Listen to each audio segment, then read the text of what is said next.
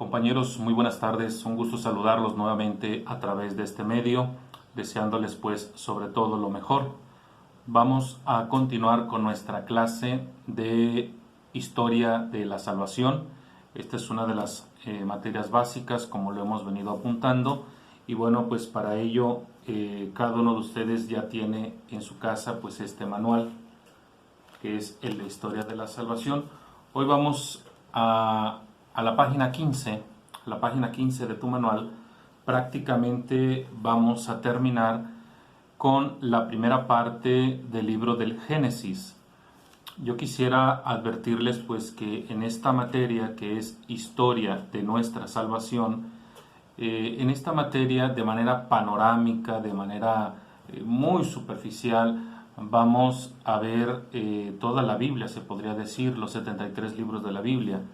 Sin embargo, esto no quiere decir que nos vamos a detener a estudiar cada libro de la Biblia, no es el momento. En Historia de la Salvación, obviamente, desde esa perspectiva se está estudiando la Sagrada Escritura y es por ello que así de manera rápida pasamos de un libro a otro libro.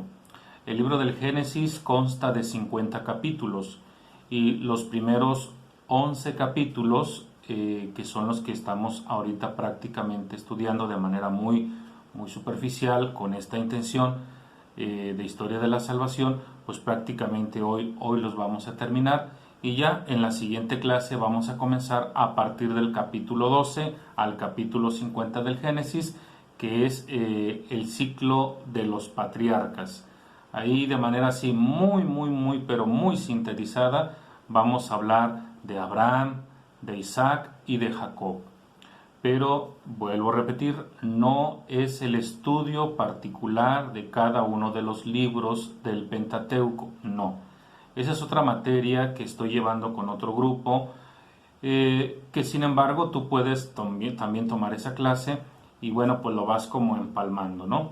Pero esta materia exclusivamente es Historia de nuestra Salvación.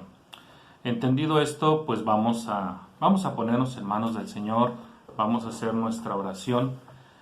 Es una oración que muchas veces ya hemos hecho, pero me llama mucho la atención, sobre todo por los tiempos que estamos viviendo, tiempos de confusión, tiempos que nos cuestionan precisamente, y vamos a pedirle al Señor sobre todo el don del discernimiento, así se llama esta oración.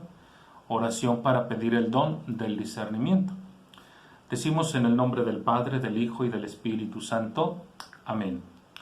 Amado Dios Padre misericordioso, invoco tu santa presencia por medio del poder del Espíritu Santo, por los méritos de tu Hijo Jesucristo, para darte gracias y alabarte, por regalarme el don de la vida, y para pedirte el don tan necesario del discernimiento. Quiero colocar en estos momentos a tus divinos pies todo mi caminar, para que las cosas que haga de aquí en adelante estén iluminadas por tu perfectísima voluntad, a fin de que pueda cumplir con la misión para la cual me regalaste la vida, y a la vez pueda disfrutar con mesura todas las dádivas que tienes para mí y para los míos. Por Jesucristo nuestro Señor. Amén. Bien, pues vamos a comenzar nuestra clase. Quisiera tomar de este libro un comentario que nos va a servir como de advertencia, ¿verdad?, para que comprendamos. Este libro, que se llama El mensaje bíblico en nuestro tiempo, en una de sus páginas, en la página, rápidamente voy a ella, en la página número 17, página número 17, dice: el Concilio Vaticano II ha aludido a los géneros literarios en la Constitución Dogmática sobre la Divina Revelación del 18 de noviembre de 1965. Es decir, aquí se está citando lo que los teólogos definieron con relación al análisis exhaustivo, que se le hizo a la Sagrada Escritura, y lo que encontraron en ello, pues evidentemente fue que hay en la historia sagrada géneros literarios. Entonces, ¿qué es lo que nos propone la Dei Verbum? Fíjense lo que dice. Para descubrir la intención del autor, hay que tener en cuenta, entre otras cosas, los géneros literarios, para comprender exactamente lo que el autor propone en sus escritos. Hay que tener muy en cuenta el modo de pensar, de expresar, de narrar que se usaba en tiempos del escritor, y también las expresiones que entonces se usaban en la conversación ordinaria. Esto se dice en el artículo 12 de la Dei Verbum. Por lo tanto, se nos pone en guardia para no interpretar de manera literal lo que yo estoy leyendo, sea del Antiguo o sea del Nuevo Testamento. Ahora continúa. El especialista y el divulgador de la verdad bíblica, en este caso nosotros, deberán pues indagar cuidadosamente y concienzudamente el género literario de un relato, procurando además conocer también con exactitud el particular modo de pensar y de escribir, el modo de expresarse figurativo simbólico de la correspondiente forma literaria. Entonces, no leerá la Sagrada Escritura, sobre todo el Antiguo Testamento, con los ojos y la mentalidad de un europeo moderno, ni caerá en el frecuente y peligroso error de interpretar demasiado literalmente los antiguos textos, sino que adquirirá más bien una particular perspicacia para penetrar en el estilo sublime e imaginativo de los escritores orientales. Hasta ahí la cita. Me voy a brincar a la página 132.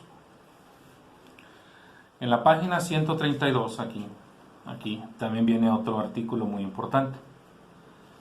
Dice: la Sagrada Escritura no pretende en modo alguno transmitir nociones científicas. Lo único que le interesa es seguir la historia de la salvación, considerando constantemente a la humanidad y a toda la creación bajo esta amplia perspectiva. Bueno, pues con esto yo quiero que comprendamos que los textos que estamos leyendo del Génesis, que son del capítulo 1 al capítulo 11 del Génesis, entiendas de una vez por todas que no es un relato histórico meramente como nosotros aquí en Occidente estamos acostumbrados a hablar de historia, sino que son relatos que se escribieron hace muchísimos años y que por lo tanto nosotros tenemos que ponernos en los zapatos, por así decirlo, del escritor sagrado. Por lo tanto, considerar cuál fue la intención, qué es lo que buscaba el autor sagrado. El mismo manual que tenemos nosotros, el mismo manual, cuando nosotros lo comenzamos, por ejemplo, en la página 8, de nuestro manual, al principio dice: la narración que se nos ofrece de la creación no pretende darnos una enseñanza científica, sino catequizarnos.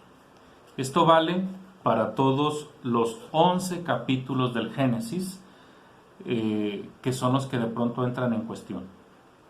No pretenden darnos una enseñanza científica. Entonces, ¿qué es lo que buscan? Catequizarnos. En 3 aspectos habíamos dicho: enseñarnos quién es Dios, quién es el hombre y qué es el mundo.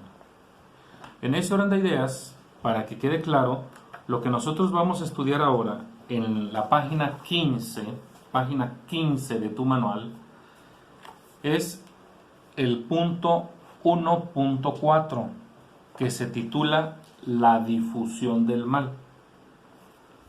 Para ello, cada uno de nosotros debimos de haber leído o debemos de leer los textos bíblicos que tenemos en este recuadro, para que te des tu tiempo y los leas. Si no, no vas a entender lo que yo voy a explicar aquí. Así que dice, para empezar, el autor bíblico. ¿Quién es el autor bíblico? Bueno, vamos a dejar en claro que en los primeros 11 capítulos de la Biblia no encontramos un solo autor. Generalmente se suele decir que hay dos tradiciones ahí, y tenemos a uno que se le llama el yavista, o al menos así se le identifica, y otro más que es el sacerdotal. Por lo tanto, independientemente de quién lo escribió, para nosotros es la enseñanza. ¿Qué hay detrás de estos relatos? Porque el género literario que contiene el libro del Génesis es narrativo, pero esto no quita que haya dentro del mismo género literario narrativo subgéneros literarios, como podrá ser la fábula, como podrá ser la lírica, como podrá ser la prosa, en fin. Por lo tanto, ¿qué es lo que pretende el autor sagrado en estos capítulos primeros del Génesis? Dice, mostrarnos ahora cómo, una vez que ha entrado el pecado en el mundo, se ha ido difundiendo. Y tenemos 3 puntos. El relato de Caín y Abel, el relato del diluvio y el relato de la Torre de Babel. Por lo tanto, independientemente de que esto haya sido escrito en un momento determinado, el autor sagrado lo que siempre busca es catequizar, es enseñar a sus contemporáneos la razón por la cual se vive en un mundo caído. Y para ello el autor sagrado es muy posible, porque lo es, echar mano incluso de mitologías, de leyendas, de las culturas circuncindantes a su época, a su tiempo. Espero que esto se vaya entendiendo bien. Por eso, el primer relato de Caín y Abel dice aquí, representan, fíjate bien, el interior de cada hombre. Todos llevamos un Caín y un Abel dentro de nosotros. Hay una lucha interior en la que lamentablemente a veces sale ganando Caín. Esta es una interpretación muy diríamos, muy a la ligera sobre este relato, pero a grandes rasgos de eso trata. No me voy a detener aquí, porque no es la materia, para explicar quién es Caín para el autor sagrado y quién es Abel. No es la materia. Pero en la historia de la salvación, estos dos personajes representan a quien agrada, obedece a Dios, y quien en un momento dado rechaza a Dios. Esto es lo que está tratando de decirnos aquí ahora el autor del manual que tenemos aquí, que es el padre Chuy García. Y para que nos quede más claro, nos está citando a San Pablo en su carta a los Romanos, capítulo 7, versículo 14. Porque en ese capítulo 7, versículo 14, San Pablo nos dice que el querer hacer el bien está en él, pero termina haciendo el mal que no quiere. Esto es algo incluso muy familiar para nosotros, porque de pronto nos levantamos, como dicen por ahí, con toda la pila cargada para hacer las cosas que Dios quiere, pero al final del día nos damos cuenta que terminé haciendo lo que yo quiero. Y esto evidentemente es un conflicto interno.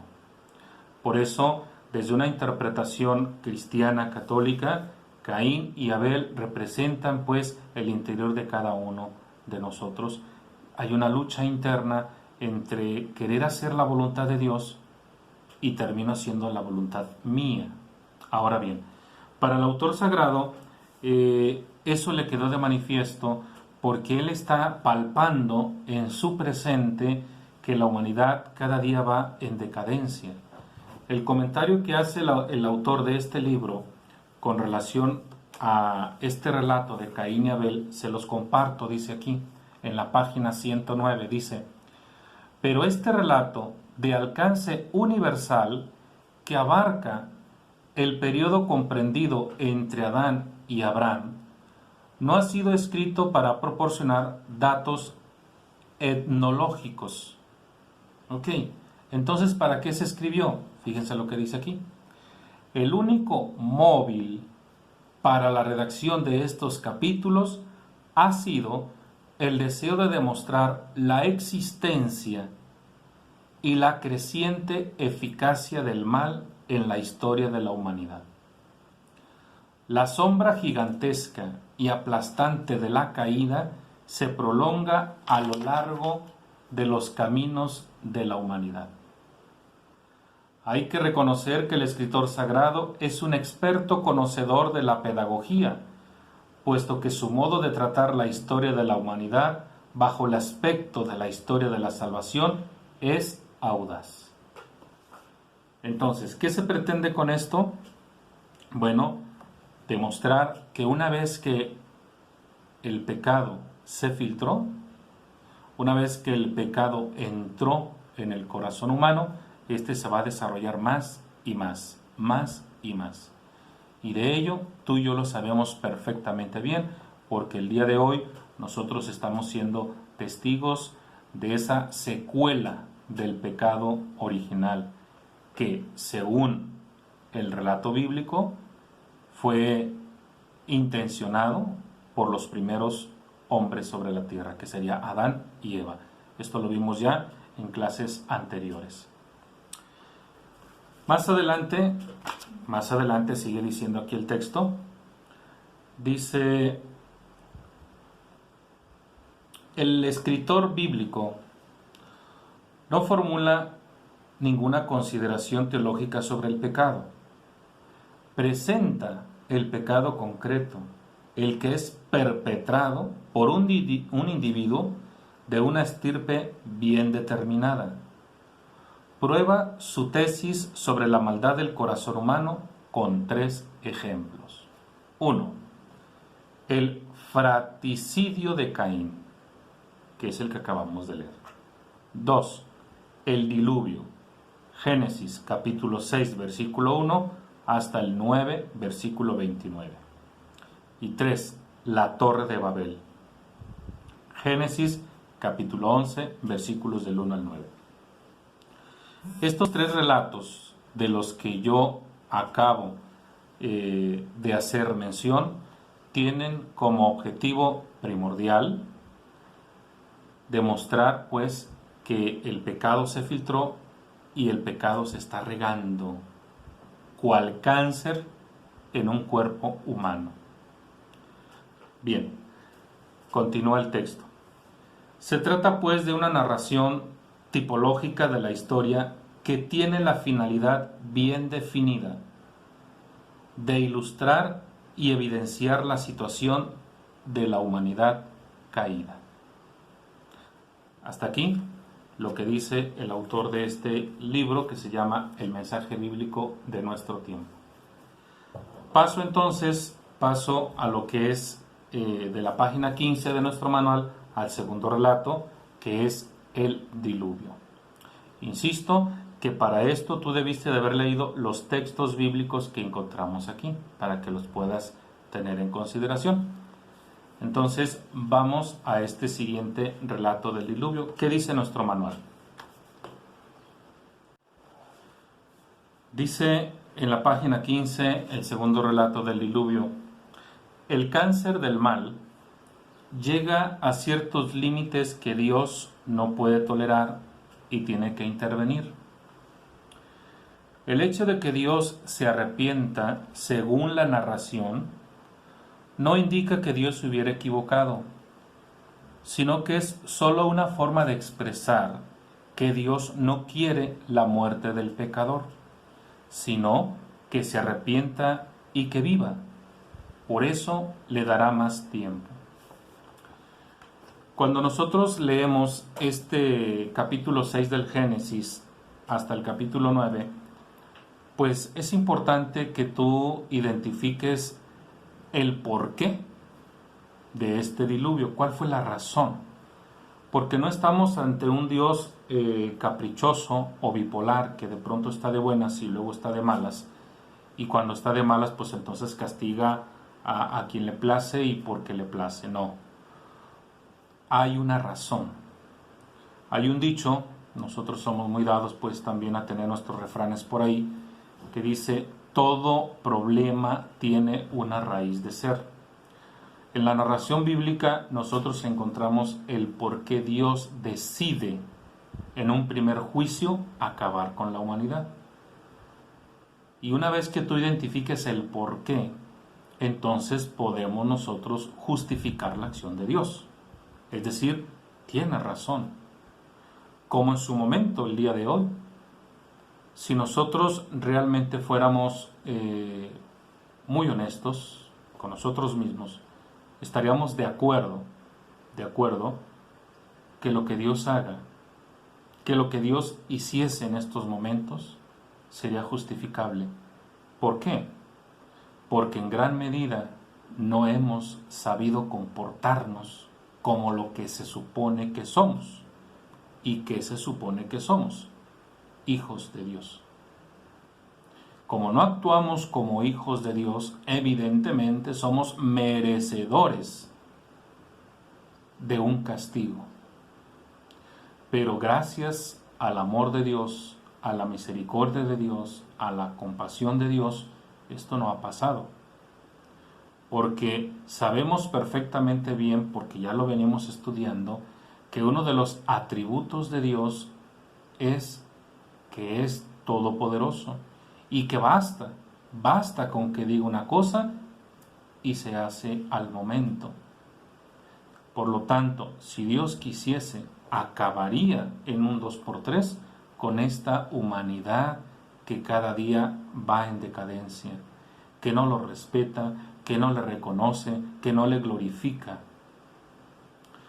Hay un pasaje bíblico que voy a citar de memoria y se encuentra en el libro de Jeremías, el profeta Jeremías, este gran profeta que creo que ya lo estudiamos y si no pues algún día lo vamos a estudiar, pero es interesante cuando Dios le dice a Jeremías que vaya a la casa del alfarero y que mire por un boquete qué es lo que está haciendo el alfarero. Y muy atento Jeremías observa cómo este alfarero está haciendo un jarrón, ¿sí? Jarrón de barro, y de pronto se da cuenta que le quedó mal. ¿Y qué hace con ese jarrón? Lo destruye con sus propias manos y lo vuelve a empezar. Por lo tanto, Dios le dice a Jeremías: ¿qué acaso no puedo hacer yo lo mismo con mi pueblo? La respuesta es clara: claro que puede, pero no quiere. ¿Por qué no quiere? Porque nos ama. Porque nos ama. Vamos a poner un ejemplo de la vida cotidiana, a lo mejor drástico, pero para que se entienda. ¿Cuántos de nosotros no quisiéramos desaparecer de la faz de la tierra a alguien que no está acatando mi voluntad, tal vez? ¿Y por qué no lo hacemos? Porque los amamos. Por eso Jesús en el Evangelio dirá: si ustedes que son malos saben dar cosas buenas a sus hijos, ahora imagínate Dios. Bueno, hasta ahí el comentario. Por lo tanto, lo que nos dice aquí es muy cierto. El hecho de que Dios desista de acabar con la humanidad, según el relato bíblico del Génesis en el capítulo 6 y 9, no es que Dios se hubiese equivocado, sino más bien que Dios está dando la oportunidad de que esta humanidad reconozca, recapacite, se arrepienta y reaccione. Es lo mismo que Dios esperaba de Adán y de Eva en su momento.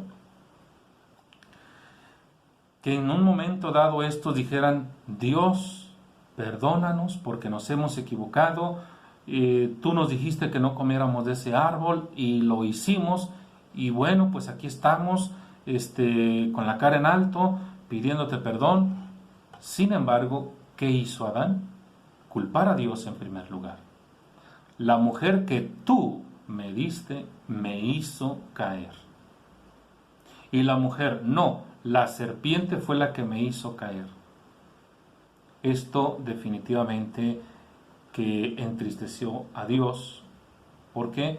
Porque prácticamente el hombre se empieza a excusar, como hasta el día de hoy. Por eso ustedes y yo tenemos ese dicho, ¿verdad? Desde que se inventaron los pretextos, se acabaron los tontos. Dice entonces que Dios no quiere la muerte del pecador, sino que se arrepienta y que viva. Esto es, lo encontramos en el profeta Ezequiel, por allá en el capítulo 30. Por eso Dios dará más tiempo. Y el relato bíblico que se nos está narrando aquí es en la segunda carta de Pedro, que tú también la puedes buscar en tu Biblia, pero la cito de memoria. La segunda carta de Pedro, el contexto en el que se escribe es un contexto de polémica, puesto que aquella primitiva comunidad cristiana está siendo difamada, está siendo perseguida, y por lo tanto empiezan a hacerles lo que nosotros llamaríamos tipo bullying a esos cristianos fervorosos de la primera época, y les empiezan a criticar y les empiezan a decir: a ver dónde está la segunda venida de su Mesías, a mí se me hace que les tomaron el pelo, etcétera, etcétera.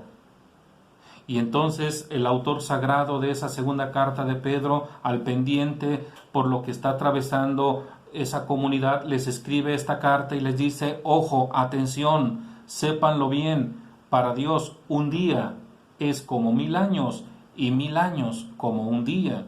Por lo tanto, si se está tardando Dios, es para nuestro bien, es para nuestro beneficio. ¿Qué nos está diciendo entonces ahí el autor sagrado? Que si Dios está retardando su juicio, porque estamos en vísperas de ese juicio, es para que nosotros caigamos en cuenta y digamos: Señor, perdóname. Como lo apuntó el profeta Isaías. El profeta Isaías dice: busca al Señor mientras puedas. No esperemos al mañana, puede ser demasiado tarde. Ahora bien, continuando con este mismo párrafo, se nos habla al mismo tiempo de la historia de Noé. La historia de Noé, o la narración de Noé, es la muestra de que sí hay pocos quienes responden a Dios y obviamente su recompensa es buena. Es decir, aquí está el contraste. Evidentemente nosotros por un momento podríamos determinar que esto se está yendo, que esto se está derrumbando, pero la última palabra la tiene Dios. ¿Por qué digo esto? Porque así lo expresó Jesús en el Evangelio de Mateo capítulo 28, versículo 20, si no me equivoco, dice: yo estaré con ustedes todos los días hasta el fin del mundo. Es cierto, hay mucha gente queriendo destruir la iglesia cristiana católica, pero por muchos intentos que hagan, Dios tiene la última palabra. Y Dios se vale para demostrar que existe y que vive en medio de nosotros a través de personas que se desgastan por proclamar el Evangelio. Cada una de estas personas para nosotros se convierten en héroes anónimos que buscan sobre todo demostrar la presencia de Dios a través de sus acciones. Por eso yo les he dicho una y otra vez la frase célebre de San Francisco de Asís, que dice: cuida tu vida, porque tal vez sea el único evangelio que va a leer la gente. Tú, a través de tu lenguaje corporal, estás evangelizando. Tú, a través de tu mímica, estás presenciando, manifestando, demostrando la existencia de Dios. Y ahí la importancia, pues, de que nosotros tengamos una actitud netamente cristiana, para que el otro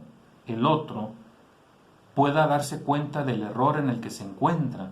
Esto es lo que expresó San Pablo en una de sus cartas, cuando le sugiere a aquellas mujeres piadosas, cristianas, que se casaron con hombres paganos, y San Pablo les exhorta y les dice que por tu actitud, que por tu testimonio, aquel hombre se integre a la Iglesia de Cristo. Y la única forma de que alguien se integre a la Iglesia de Cristo es a través de nuestras actitudes. Por eso, lo que nos está diciendo aquí es muy cierto. La historia de Noé es la muestra de que sí hay, aunque sea poquitos, pero que responden a la voluntad de Dios. En el Nuevo Testamento se les conoce como los Anahuim, es decir, los pobres de Yahvé, aquellos que ante todo hacen la voluntad de Dios. ¿Y quién representa a este puñado de hombres y mujeres? María. María, aquella llena de gracia que supo responderle a Dios de manera heroica con su fiat, con su hágase. Cada uno de nosotros, pues, estamos llamados a ser colaboradores de Dios en esta historia de la salvación que estamos viviendo. Cada quien en el lugar que el Espíritu Santo nos ha colocado. Podremos estar casados, podremos estar divorciados, podemos estar viudos, podemos estar solos, solteros, en fin, cada uno de nosotros podemos manifestar ese reino de Dios que Jesús tanto insistió en el lugar donde el Espíritu Santo nos haya colocado. Bien, vamos al tercer relato, que es la Torre de Babel. Dice: el relato de la Torre de Babel representa esa inclinación del hombre de pretender alcanzar por sus propias fuerzas su máxima realización. Ejemplo, llegar hasta el cielo. Por eso es importante que leas el texto. ¿Cuál fue la intención de crear esa torre? Babel. ¿Cuál fue la intención? Por eso es importante que leas el texto. Dice: llegar hasta el cielo y hasta querer ser como Dios, como lo buscó en la primera caída. Esta es una constante. Si nosotros regresamos al Génesis capítulo 3, ahí nos damos cuenta la manera tan eficaz de parte de esa serpiente parlante que nos presentó el autor sagrado, de cómo sutilmente logró despertar en aquella mujer llamada Eva el deseo de superación, pero sin Dios. Es como decir nosotros el día de hoy: ¿qué sería si yo pudiera controlar las mentes humanas? Entonces empiezas a maquinar y a fantasear cosas, y todo ello te lleva entonces a no depender de Dios. Eso fue lo que en un momento dado sintió esa mujer Eva. El decir: yo ya no necesito quien me diga qué hacer, lo que tengo que hacer, puesto que yo sé qué es lo que me conviene. Entonces, en ese sentido, la Torre de Babel representa pues esa misma intención del ser humano: no depender de Dios, depender de sí mismo. Muchos el día de hoy tienen esta misma tendencia. ¿Por qué? No tanto porque ellos lo crean, sino porque así se los han dejado entrever. Frases hechas como aquellas que dicen: usted es el constructor de su propio destino. Esa frase en sí misma es atea. ¿Por qué? Porque entonces en esa construcción de tu propio destino no está Dios, no existe Dios. Entonces, ¿para qué lo necesito?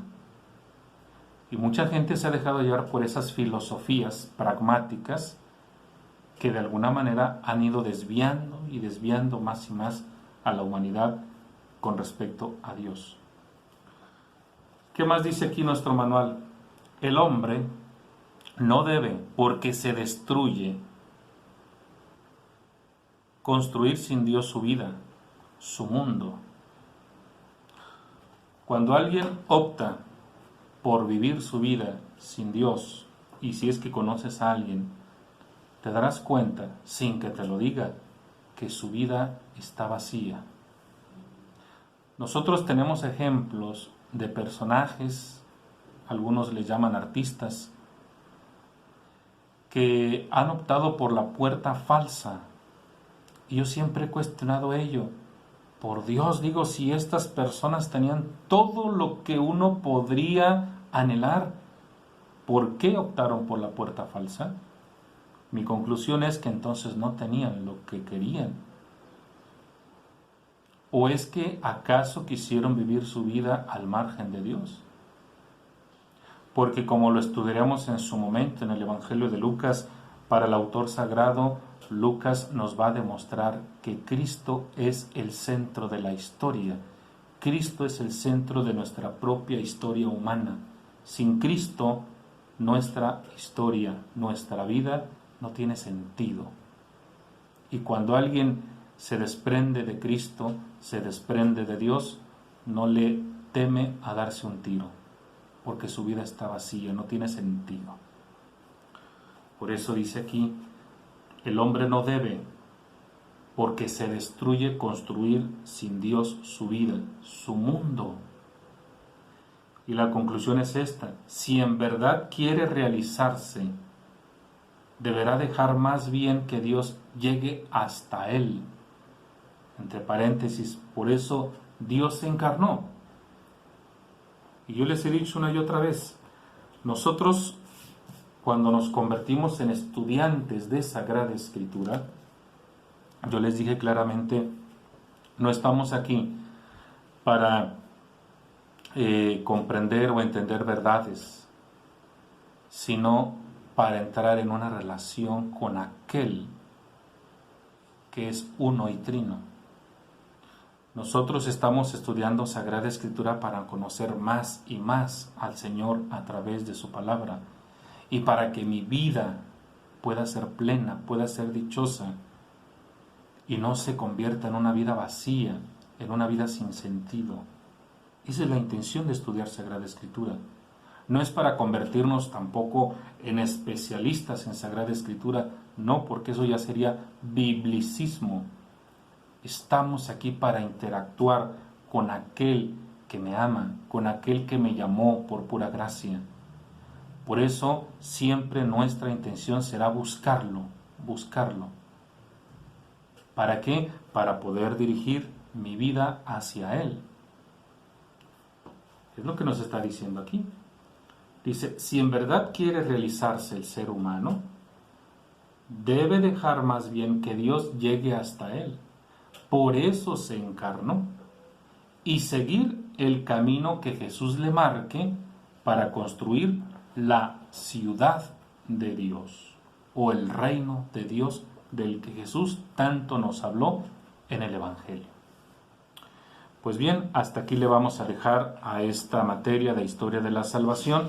Ya la próxima semana vamos a comenzar con los ciclos patriarcales a partir del capítulo 12 del Génesis. Como ya les había dicho, de manera muy sintetizada, vamos a hablar del ciclo de Abraham, del ciclo de Isaac y del ciclo de Jacob. Por lo tanto, pues no me despido, sino hasta la próxima. Yo les agradezco mucho el favor de su atención y su paciencia, sobre todo, para continuar con estas clases a través de esta manera que lo venimos haciendo a través del internet. Esperando en Dios que próximamente pues lo hagamos de manera más presencial y más interactiva. Muchísimas gracias y nos vemos en la siguiente edición.